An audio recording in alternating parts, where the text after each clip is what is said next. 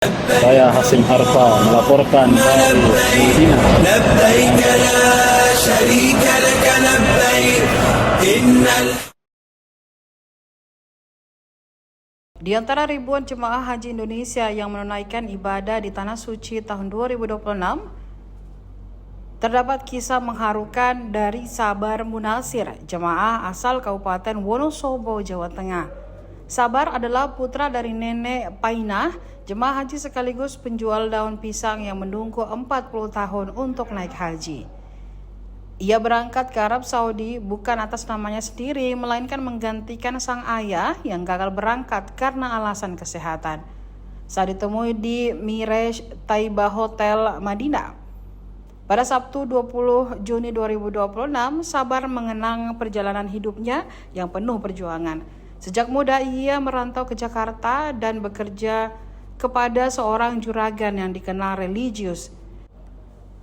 Dari sosok itulah ia mengenal tirakat berupa puasa 40 Senin dan 40 Kamis yang disertai selamatan sederhana sebagai bentuk rasa syukur. Sang juragan pernah berpesan bahwa orang yang tekun menjalani tirakat akan memperoleh banyak keberkahan, mulai dari rezeki, ilmu, hingga pasangan hidup yang baik. Sabar mengaku tidak terlalu memikirkan nasihat itu saat muda. Namun kini ia merasakan banyak hal baik yang datang dalam hidupnya, termasuk kesempatan menunaikan ibadah haji di usia yang relatif muda. Meski demikian, keberangkatannya tahun ini bermula dari kabar yang mengejutkan keluarga. Setelah menunggu antrian haji sekitar 14 tahun, ayahnya dinyatakan tidak memenuhi syarat istita'ah kesehatan hanya beberapa bulan menjelang keberangkatan. Hasil pemeriksaan menunjukkan adanya gangguan kesehatan yang membuat sang ayah tidak memungkinkan menjalani ibadah haji. Kondisi ini semakin rumit karena ibunya tetap dinyatakan layak berangkat.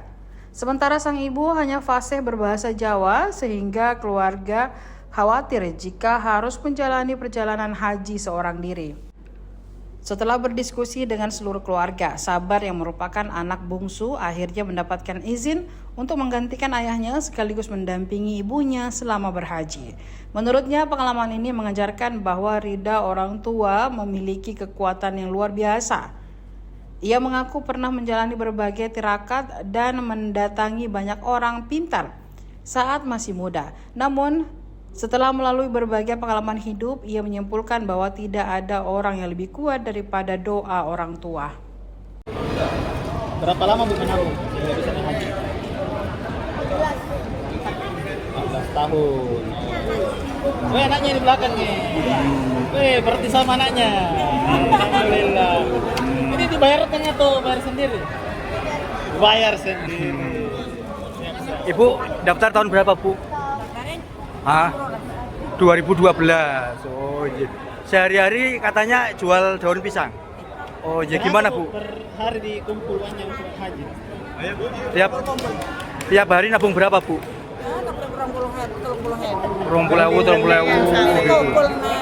Oh, kumpulnya. Berarti sudah mulai nabung kapan, Bu, untuk Oh, daftar nabung. Kumpul uangnya berapa lama uang pangkalnya Bu? 25 juta itu. Oh, bayar pakai rencana dulu. Enggak, maksudnya untuk tabungan setoran awal nabungnya berapa tahun itu, Bu? 20 tahun. Oh, 20 tahun. 20 tahun. Yeah. Luar biasa, Ibu. Bagaimana Bu perasaannya tiba di sini? Perasaannya banget ya Mas, Seneng banget. Sebentar kita ini langsung umrah di Mekah Bu. Bapaknya mau menjalan umroh. Udah. Selamat Bu ya, selamat lancar perjalanannya Bu. Iya. Apa namanya?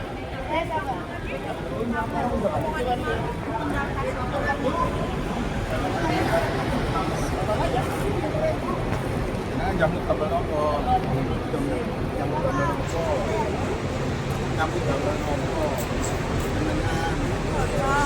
Kebetulan kodok. Bintang.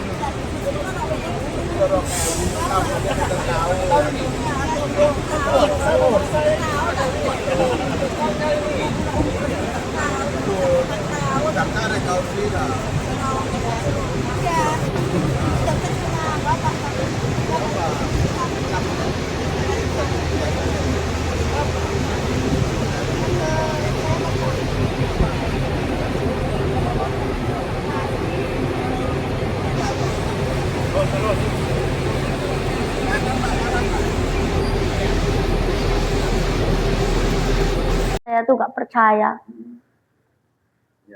Apa doanya? Ada mungkin doanya. Saya nggak punya doa-doa khusus. Cuman dulu saya dulu suka prihatin walaupun sekarang kayak doa yo nggak pernah. Ini lah cerita loh ya. Iya. Dulu waktu saya merantau Kemana? saya merantau ya sampai Jakarta, sampai kemana yuk. Tapi dulu kan saya punya juragan, tapi agak religius. Saya disuruh puasa itu 40 Senin, 40 Kamis, itu selamatan. 40 Senin, 40 Kamis, itu selamatan. Lah yang selamati itu juragane. Saya dulu pernah punya kayak, apa namanya mas? Tirakat lah. Kalau orang dulu itu ngomong yo tirakat namanya. Jadi kita puasa Senin Kamis, tapi dalam setiap Senin 40 Kamis itu pasti kita mengadakan syukuran, selamatan gitu. Lingkungan. Ya paling jajan pasar gitu. Juragan kan mengadakan seperti itu. Jadi ini kata juragane kalau sudah genep 1000 dino kowe bakal kuat kanggonan wahyu bondo, wahyu ilmu, tekan wahyu yo sekabehane tekan bojo ayu, bojo sing soleh jare bisa kuat ketitipan yang seperti itu. Jare juragane kan seperti itu.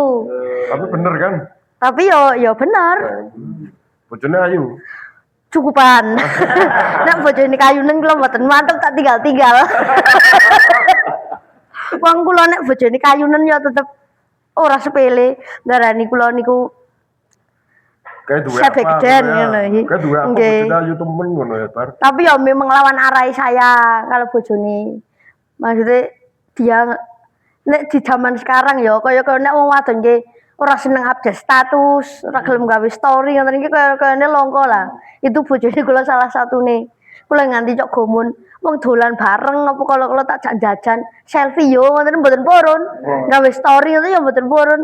Ya suatu saat suatu barang yang lebih menurut saya Yang untuk langka. zaman sekarang. Yang langka apa yang lebih? Yang langka yo, untuk sesuatu yang langka. Terus ya longko omonge. Longko omonge nganti nek ora tak takoni nganti ora ono suarane ngoten niku. Ora ditabuh ora muni. Ora ditabuh ora muni. Nganti wong tuane ki omahe cepak igen sak RW. Bojo sasi ki ora bali jal, Pak. Kula nganti ngomong muni, kono ora tau kula ngon mbokne, apa ya ora kangen cepak-cepak kok ngene. Nganti nek enten wektu ngoten niku nek dalu selo ngoten niku tak jeki non wong tuane. Non wong tuane ya jagong kaya tamu nika kula nganti gomun. Wong Kan tak bersaudara ya. sampai bersaudara. Tadi rembukan sebelum haji bagaimana lagi? Rembukan sebelum haji itu kan kemarin pas saya dikabari dari puskesmas bahwa bapak enggak istiqoah, itu kan dari puskesmas bingung menyampaikan kepada saya bagaimana kok sampai enggak istiqoah gitu kan. Terus nanti bicarakan sama bapak hati-hati yo gitu. Terus yo nanti tak bicarakan hati-hati. Saya sebenarnya bingung loh. Antri sudah 14 tahun, bapak kan antri 14 tahun, sudah manasik 2 tahun, malah sangat mepet kurang 3 bulan enggak istiqoah. Sebenarnya kan juga sangat bingung. Saya tuh sampai bilang sama dokter puskesmas, tak tambah 10 jutanya gawe ke surat yang penting lulus. Tetap nggak bisa. Terus dari pihak puskesmas bilang, ya sana kalau mau berjuang lagi ke rumah sakit untuk periksa lagi atau ke rumah sakit lain, Banjarnegara atau Temanggung atau mana, yang penting untuk berjuang kalau mau periksa lagi. Terus saya bilang malamnya sama bapak, Pak, bapak malah lulus itu katanya bapak punya penyakit jantung bengkak kan seperti itu. Terus bapak jawabnya, kok bisa ya ngono. Kenapa mepet yang ini ngono. Terus bapak kan sedikit kecewa. Terus bapak wes diurus wae kono duitnya tak cukup ngoten lah, daripada saya bilang mendaftar kan sekarang antrinya 26 tahun kabare yo. Saya belum punya untuk kenyataan mendaftar, tapi malah bapak uangnya mau diambil. Terus saya punya inisiatif, ibu saya kan tetap berangkat. Dan ibu saya kan nggak bisa bahasa selain bahasa Jawa. Saya kan bingung nanti nggak bisa bahasa Arab, apalagi bahasa Indonesia juga nggak bisa. Jadi kan, ya wis Pak, tak angkatane yang wae bapak memang bener-bener mau berjuang, tak kon berobat setahun ra gelem, tak kon berjuang perisan di tempat lain juga nggak mau. Terus bapak mau uangnya mau diambil, terus ya memang bapak bener-bener duitnya kon jokot, tak angkatane yang wae surat-suratnya tak urus. Saya seminggu ngurus surat-surat. Ya dilalah ya izin sama kakak saya. Ya dewa sing mangkat rono ngoten. Dilalah seperti itu. Ini nomor berapa ya? Saya terakhir, saya ragil. Yang ragil. Iya, dari 4 bersaudara. Kakaknya perempuan, istri, laki-laki. Laki-laki 2 saya. Terus perempuan 2.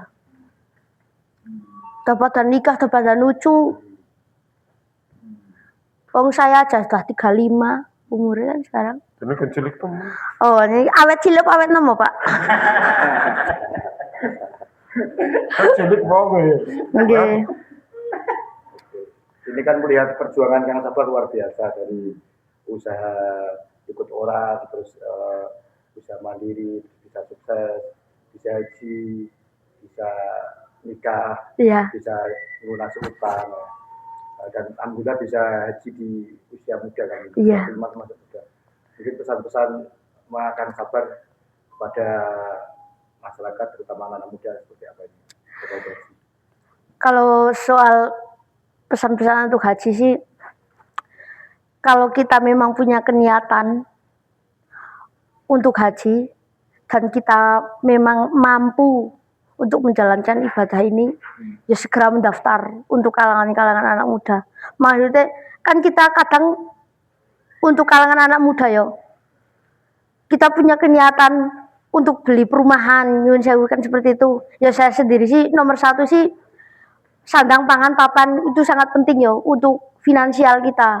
Tapi kan juga untuk agama kita kan juga itu sangat penting. Kalau untuk perumahan, untuk finansial saja kita bisa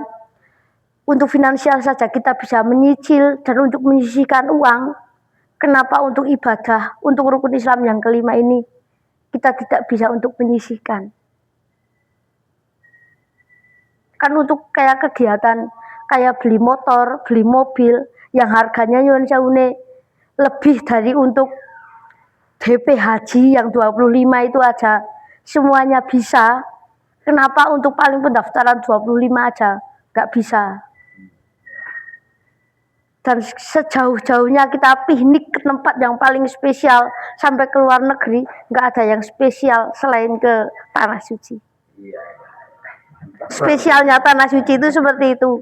Jadi walaupun kita perjalanan ke Eropa, perjalanan ke Swiss dan lain-lain kan itu sudah sangat spesial, ke Turki dan lain-lain. Tapi lebih spesial kita itu ke Tanah Suci ini. Tadi kunci kesuksesan Kang Sabar apa ini? Sempat disampaikan tadi. Yang penting kita taat sama orang tua, itu saja. Orang tua adalah Tuhan hidup di dunia. Tidak ada doa yang lebih ijabah selain dari orang tua. Saya ahli dukun, Mas. Saya itu ahli dukun, ahli tirakat. Terus orang pinter mana yang belum saya datangi? Itu sama sekali nggak berguna, Mas. Yang paling top itu tetap doa orang tua. Nggak ada doa yang paling top selain orang tua. Kenapa dulu ke dukun Timaka? Yo, saya kan dulu juga maklar. Saya maklar apa aja tak jual. Download Tribun X sekarang. Menghadirkan lokal menjadi Indonesia.